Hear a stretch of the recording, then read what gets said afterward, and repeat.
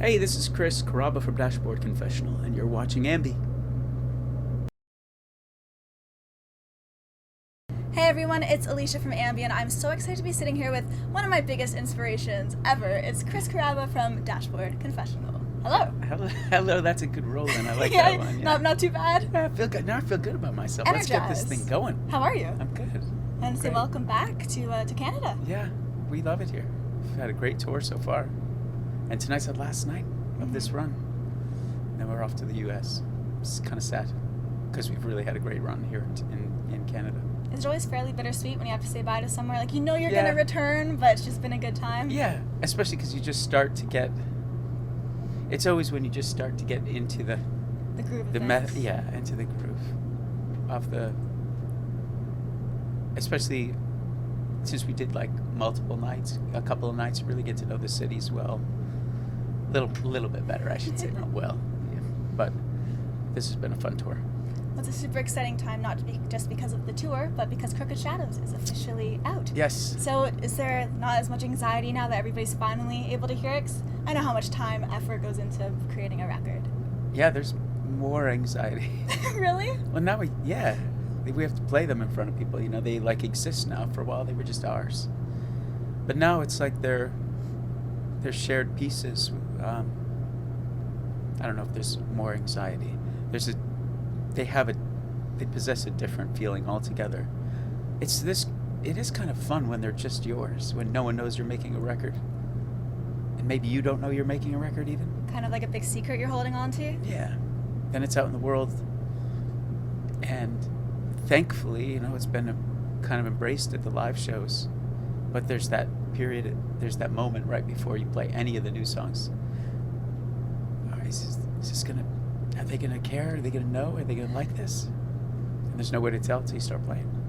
From what I've seen, from a lot of friends going to the shows, a lot of colleagues, people are loving it. So I don't think there's not too much to have anxiety over. Yeah, but I still worry if they're gonna like screaming infidelities. So I think that's the last thing you have to worry about. yeah, I've got a lot of things I should probably shake off my shoulders, but I don't know how. Did it feel like there was that 8-year gap in between things, or you kept so busy from record to record that it didn't feel as distant? We kept pretty busy. Well, we each kept pretty busy. I did Further Seems Forever record, and then I started a band that we talked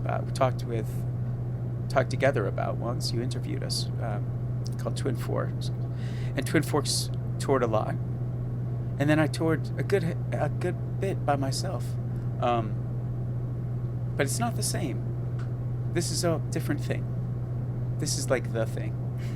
And it is nice to be back doing it. When you mention it's the thing, is that because the other things are more so passion projects? Is that why you say the thing? No, because there's so much passion in this project too. It's just that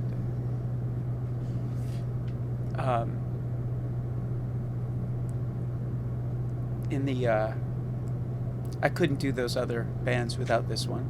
Okay. And I don't know that I would.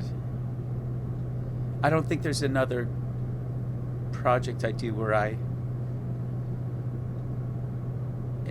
am so deeply connected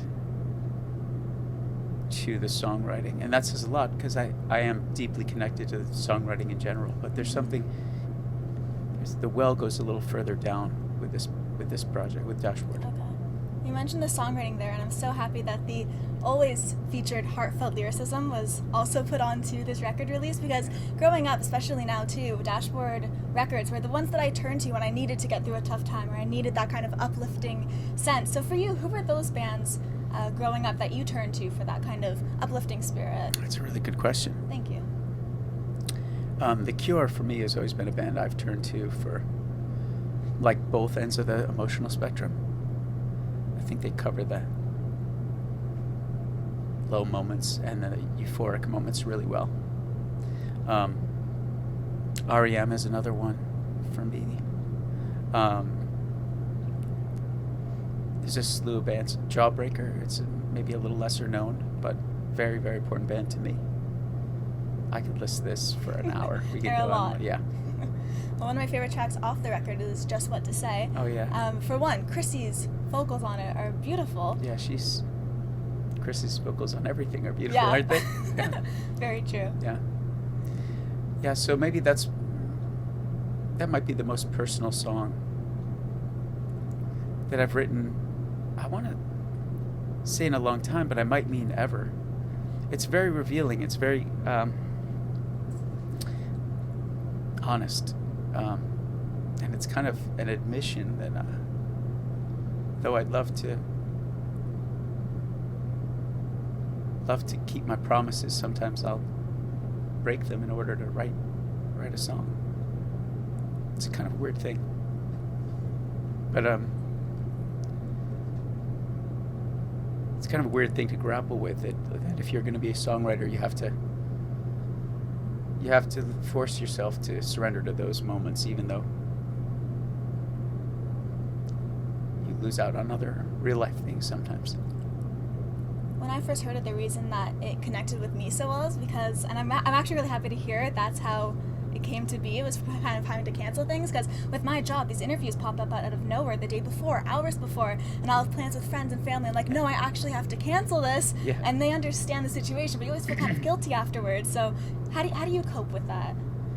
Well, I think that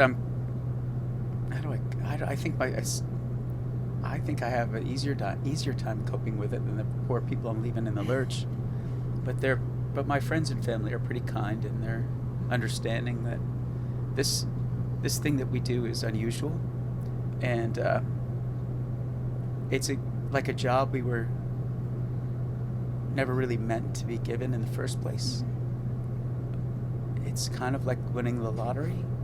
So being able to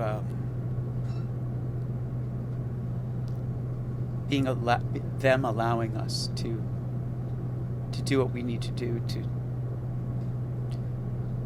extend the life of this very special thing is important to us. It's comforting to hear somebody in the same boat, for sure. Yeah, I'm glad to know someone else knows what it's like too. Well, another exciting thing is that Heartbeat Here was actually featured in a commercial during the Oscars, and you seemed extremely excited about that. So do you still geek out when you hear your music randomly? Yeah, yes. It's the best. It really is the best. It's a shock of like epic proportions. That one was a real shock. You know, sometimes you say yes to these things. Every time you say yes to these things, it's always for like commercials I'm speaking about, like that kind of thing. It's always, you know, you've been asked, but you also know that 20 other bands have been asked. Mm-hmm. And there is no guarantee they're going to use your thing or when they might use it. So can you imagine I'm watching the Oscars and I hear a song that sounds quite familiar to me and I can't place it no matter how hard I try until the very end, and I say, that's me, that's me. So I had that was a shock. Is that one of the more surreal things to you as far as hearing your music, or what's another thing that kind of stands up there with hearing my music? A moment, whether it being out somewhere or yeah, that's up there. That's up there. There's been others, but I think I'll keep them off the record. Okay. Well, you're going back to this tour. You actually had Amy Shark come out to one of your shows, and you seemed beyond excited about that because you're apparently a really big fan. We've had her on the show. She's fantastic. Did you know she was going to be there, though? No. You didn't? No. Like a couple minutes before she showed up, I found out she was coming. And I'm a big fan. I got real nervous, and I didn't really... I'm not sure I played it all that cool. I might have asked her about every lyric she's ever written. I'm trying not to do that right now, so don't worry. I think she is... There's a lot of great things happening with music right now. And honestly, there's a lot of great things happening with female singers and writers in music right now that I'm finding a lot to connect with. And she's right now at like the top of my list of the most powerful poets and incredible singers. she's really something special. You could see the pure joy in the photograph, like ear to ear. You were Yeah. smiling, so pretty good moment. It was, yeah, that ranks up there. Another moment that I feel might rank up there is you said dream fulfilled, and it was a photograph of you in front of this really beautiful car. Uh-huh. So is that something you've been wanting to get for a while, or what's the backstory on that? Because it was just 2 words, dream fulfilled. Yeah, so I've been looking for this very specific car for a very long time.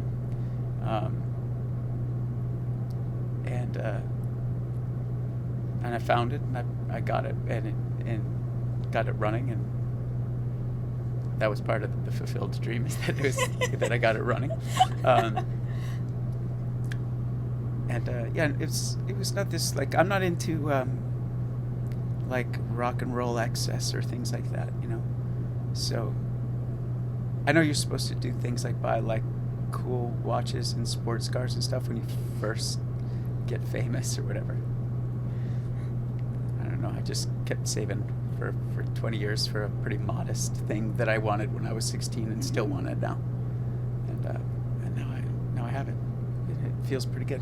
Was that at the top of your list as far as things to save up and get, and now that was like the main thing? Yeah. Mm-hmm. But I also just didn't want to I didn't want to buy a perfect one either. I wanted to buy one that I was going to have to do the work on, that I could make mine in my own way. Okay. So that's been a fun project. Congratulations on Thank you. finally fulfilling that dream. Thanks. You're very welcome. Well, to wrap things up, I do want to bring it back to the fans, because you have this incredible fan base that have been with you for years. So Yeah. is there anything you would like to leave with everybody viewing? Oh. Well, I guess I always say thank you, but thanks for the patience. I don't think it'll take 8 years to make another record. Fingers crossed, right? I don't think it'll take 8 years. But I'm grateful that they were so receptive after waiting that long, and that they didn't leave in the meantime. Yeah, it's pretty lucky. I want to say thank you once again for joining me. As I said before, I've been a fan since I can remember, so it absolutely means a lot to have you on again. It's been wonderful. Thank you. It's my pleasure. And remember, to everybody viewing, you can visit us at musicblogget.com for all exclusive interviews, features, videos, so much more. See ya.